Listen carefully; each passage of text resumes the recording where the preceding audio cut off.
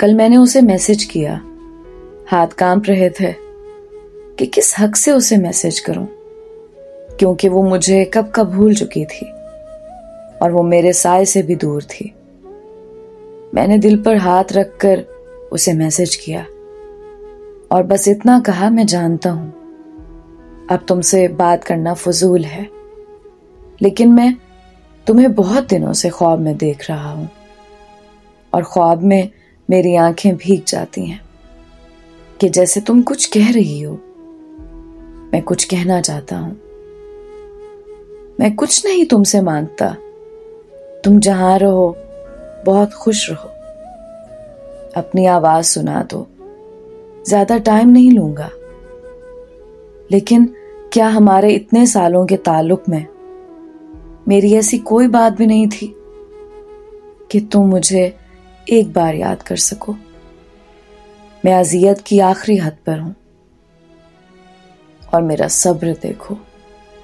मैं खुद हैरान हूं कि मुझ में इतना सब्र कैसे आ गया।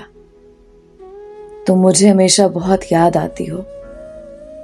मैं आज तक उसे भूल नहीं पाया। आज भी सिर्फ उसके हक में दुआ मांगता हूं, लेकिन उसने मुझे निकाल फेंका।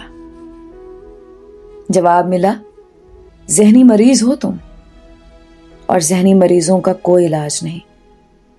फैंटेसी में रहने वाले इंसान, इस सब से बाहर निकल आओ।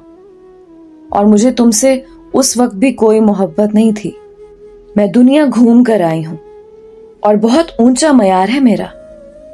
तुम्हारा अक्स भी जहन में नहीं मेरे, और दोबारा ये मैसेज पर भी कभी नजर ना आओ। मैं तुमसे बात करना भी पसंद नहीं करती। अब ये सुनकर ऐसा लगा जैसे मेरी शहरक किसी ने काट ली हो।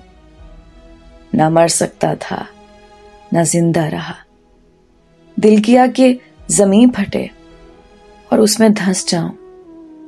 अगला मैसेज टाइप करने ही वाला था, हाथ कांप रहे थे।